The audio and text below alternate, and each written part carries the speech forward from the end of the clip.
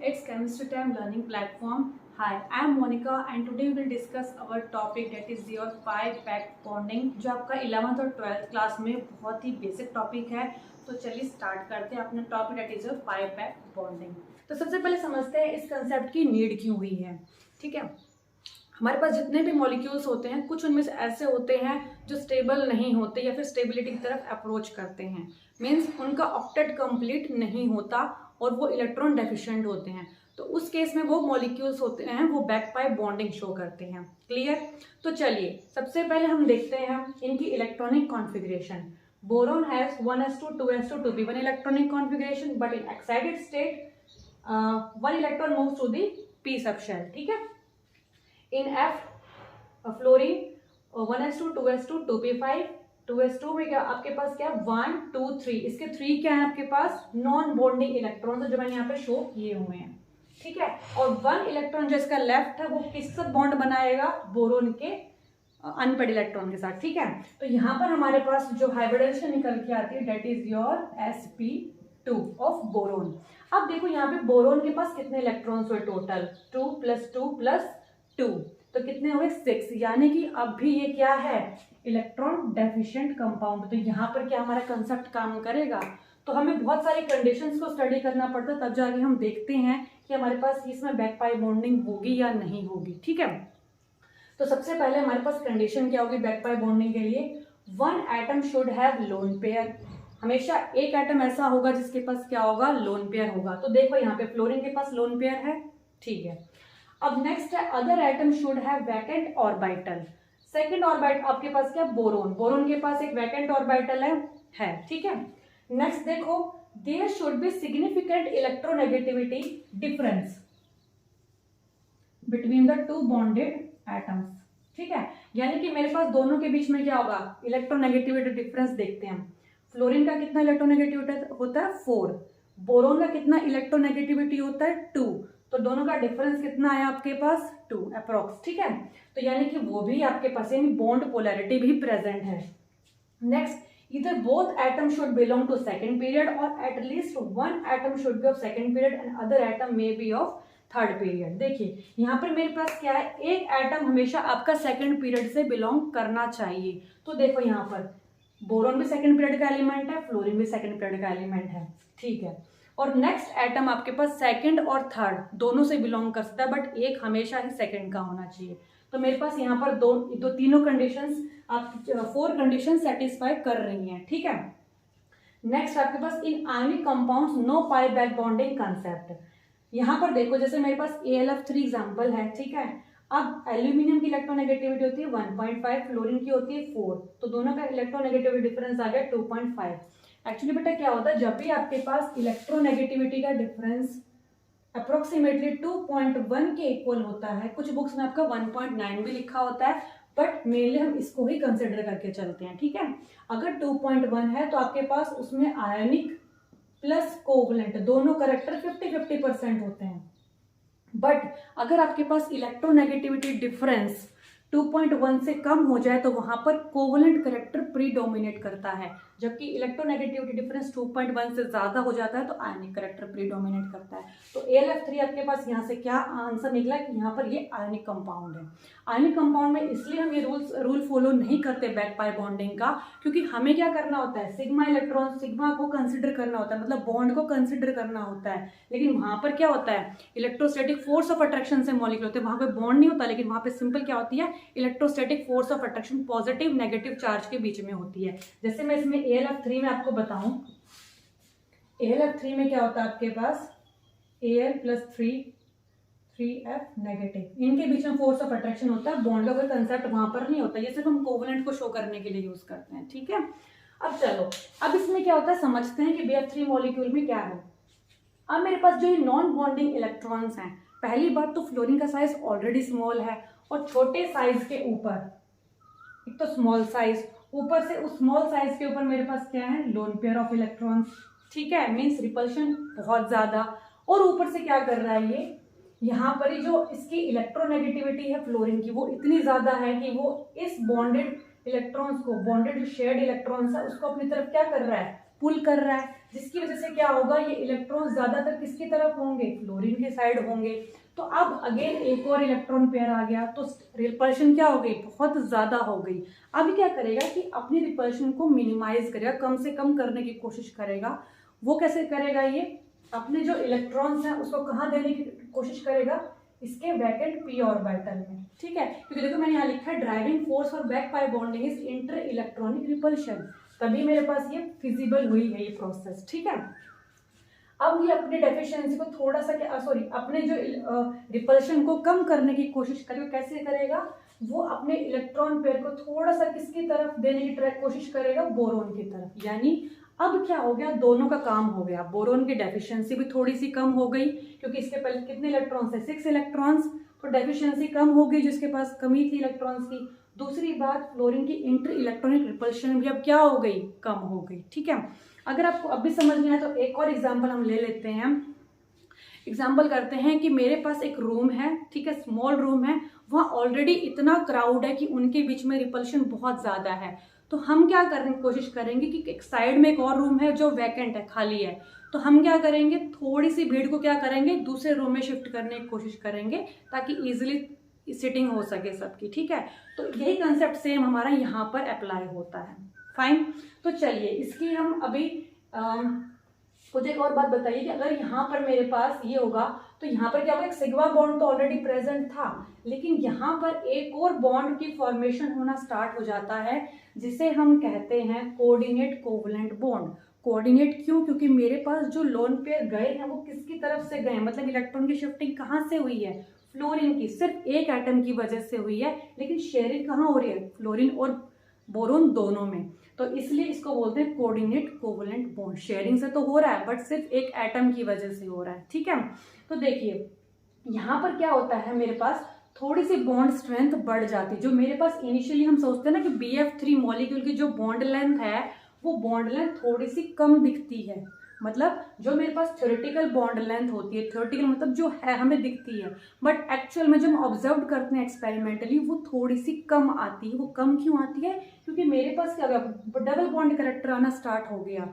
Sigma के साथ एक पाई बॉन्ड कैरेक्टर अगर स्टार्ट हो जाए ना, तो आपके पास क्या हो जाएगा, बॉन्ड स्ट्रेंथ क्या हो जाएगी, इंक्रीज, और बॉन्ड लेंथ क्या हो जाएगी, डिक्रीज। तो अब वो जो बॉन्ड स्ट्रेंथ इंक्रीज हो रही है वो किसके इनवर्सली प्रोपोर्शनल है, जितनी ज्यादा मतलब जितना छोटा साइज होगा उतनी ज्यादा बॉन्ड स्ट्रेंथ होगी। इसलिए हमने ये कहा था कि हमारे पास जो एटम है वो सेकंड पीरियड का होना जरूरी है। क्यों, एटम छोटा होगा बॉन्ड स्ट्रेंथ उतनी ज्यादा होगी, और जितनी ज्यादा बॉन्ड स्ट्रेंथ होगी उतनी ही कम बॉन्ड लेंथ होगी। फाइन, तो देखिए यहाँ पर लेकिन आपको एक बात और समझनी पड़ेगी, जैसे कि आप रेजोनेंस में पढ़ते हो, कुछ रेजोनेंस जैसा ये थोड़ा बहुत, तो आप ही कह सकते हो कि यहाँ पर एक टाइम पे सिर्फ आप एक बॉन्ड का डबल बॉन्ड शो कर रहे हो, सेकंड इसके साथ भी होगा, इसके साथ भी सेम केस होगा। यानी मेरे पास, और दूसरी बात, ये जो बॉन्डिंग हो रही है आपकी, ये आपके पास sp2 हाइब्रिडाइजेशन था पहले, यानी कि एक प्लेन में है, लेकिन ये जो ऑर्बिटल आपको दिख रहा है वैकेंट, ये इस तरीके से है, ठीक है। और नेक्स्ट आपके पास जो एक और ऑर्बिटल है वो ऐसे है, देखो, ठीक है, फ्लोरीन का ऐसे और ये ऐसे है, और ये ऐसे ओवरलैप कर रहे हैं, क्योंकि पाई बॉन्ड जो होता है वो सिग्मा बॉन्ड के परपेंडिकुलर फॉर्म होता है। फाइन, तो चलिए इसके बैक पाई बॉन्डिंग के कुछ क्वेश्चंस कर लेते हैं। Which of the following observed bond length is not equal to theoretical bond length, and which of the following shows back pi bonding? देखिए अभी हमने पढ़ा है, जब हम हमारा back pi bonding concept use होता है तो वहाँ पर ऑब्जर्व्ड बॉन्ड लेंथ और थ्योरेटिकल बॉन्ड लेंथ आपकी इक्वल नहीं होती, because of the partial double bond character. Fine, तो चलिए सॉल्व करते हैं। फर्स्ट आपके पास BH3। अब मुझे ये बताना, ये आपके पास सेकंड, आप 4 कंडीशंस हमको सारी लगा के देखनी है, ठीक है। तो आपके पास बोरोन 2p और 2p सेकंड पीरियड का है, मेरे पास हाइड्रोजन के पास लोन पेयर हैं नहीं, तो क्योंकि मेरे पास शेप कैसे होती है BH3, यहाँ पर हाइड्रोजन के पास कोई लोन पेयर प्रेजेंट नहीं है, तो मेरा कंसेप्ट बैक पाई बॉन्डिंग यहाँ पर यूज नहीं होगा, तो यहाँ पर क्रॉस, ठीक है। नेक्स्ट है मेरे पास BCl3, देखते हैं BCl3। अब देखना बेटा यहाँ पर मेरे पास क्या है, लोन पेयर है, वैकेंट भी है, और ये किसका है, थर्ड पीरियड का, और ये किसका आपके पास सेकंड पीरियड का। ठीक है, तो मैंने उसमें कहा था कि एक एटम तो आपका सेकंड पीरियड से मस्ट है, लेकिन सेकंड वाला एटम आपका सेकंड और थर्ड दोनों से बिलोंग कर सकता है। तो यहाँ पर मेरा back pi bonding concept use होगा। ठीक है, फाइन। नेक्स्ट है मेरे पास BBr3। BBr3 में आप सिंपल बता सकते हो, ये मेरे पास थर्ड पीरियड का था, तो क्योंकि fluorine chlorine bromine fourth period का एलिमेंट है आपके पास ब्रोमीन, तो C लिखना BBr3। ये आपके पास क्या है, सेकेंड पीरियड का एलिमेंट है, लेकिन ये किसका है, फोर्थ पीरियड का, तो यहाँ पर कंसेप्ट यूज नहीं होगा। ठीक है, नेक्स्ट आपके पास BH4 नेगेटिव देख लेते हैं। BH4 नेगेटिव, इलेक्ट्रॉन काउंट करना 1 2 3 4 5 6 7 8, यानी कि 8 इलेक्ट्रॉन। ऑक्टेट तो कंप्लीट है मेरे पास, यानी कि इसमें मैंने कहा था जहाँ पर ऑक्टेट कंप्लीट हो वहाँ पर ये रूल नहीं लगेगा और ना ही तो आयनिक कंपाउंड्स में लगेगा, यहाँ पर भी गलत। BOR3 में यूज होगा क्योंकि ऑक्सीजन क्या है मेरे पास, सेकेंड पीरियड का एलिमेंट है, और ब्रोमीन भी मेरे पास क्या है, सेकेंड पीरियड का एलिमेंट है। ठीक है, तो आप इस तरीके से, ऑक्सीजन के पास क्या है, लोन पेयर है। ठीक है, ब्रोमीन के पास 2p ऑर्बिटल वैकेंट है, और ये भी आपके पास क्या है, सेकेंड पीरियड का एलिमेंट है, तो easily back pi bonding possible है। ठीक है, नेक्स्ट देख लेते हैं BnR3। सिमिलरली जैसे ऑक्सीजन के साथ था वैसे ही आपके पास B, नाइट्रोजन के पास भी क्या आपके पास लोन पेयर है, तो pi bond back bonding possible है। ठीक है, नेक्स्ट है मेरे पास AlCl3। यहाँ पर तो होगा ही नहीं, क्यों, क्योंकि मेरे पास एल्यूमिनियम क्या है, थर्ड पीरियड का एलिमेंट है, क्लोरीन भी थर्ड पीरियड, एक एटम आपका सेकंड पीरियड से होना जरूरी है। ठीक है, तो यहाँ पर भी फेल आपका कंसेप्ट। CH4 में कार्बन के पास 4 इलेक्ट्रॉन्स होते हैं बैलेंस, 4 इसने शेयर कर लिए, टोटल 8 इलेक्ट्रॉन्स। यहाँ पर आपके पास 8 इलेक्ट्रॉन्स हैं, ऑक्टेट कंप्लीट है, तो यहाँ पर भी रूल फेल है। CF3 पॉजिटिव देख लेते हैं, CF3 पॉजिटिव। अब यहाँ पर देखो कार्बन के पास क्या है, वैकेंट ऑर्बिटल। पॉजिटिव का मतलब क्या होता है, कार्बोकैटायन आपके पास एक डेफिशिएंसी है, 1 2 3 4 5 6 6 इलेक्ट्रॉन्स हैं इस कार्बोकैटायन के पास, तो मेरे पास ये भी इलेक्ट्रॉन डेफिशिएंट है, और फ्लोरीन के पास होते ही हैं लोन पेयर, दोनों सेकंड पीरियड के हैं, तो ऑब्वियसली यहाँ पर होगा। CF3 नेगेटिव में होगा CF3 नेगेटिव का मतलब क्या होता है, 2 एक्स्ट्रा इसके पास इलेक्ट्रॉन्स हैं। ठीक है, कार्बन एनायन बोलते हैं जिसको, 1 2 3 4 5 6 7 8 इलेक्ट्रॉन्स हैं, तो इसका मतलब ऑक्टेट कंप्लीट है, रूल फॉलो नहीं होगा। ठीक है, नेक्स्ट देख लेते हैं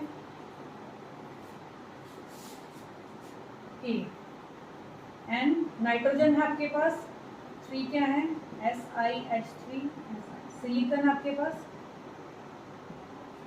ठीक है, सिलिकॉन आपके पास कौन सा एलिमेंट है, थर्ड पीरियड का, नाइट्रोजन आपके पास कौन सा एलिमेंट है, सेकंड पीरियड का।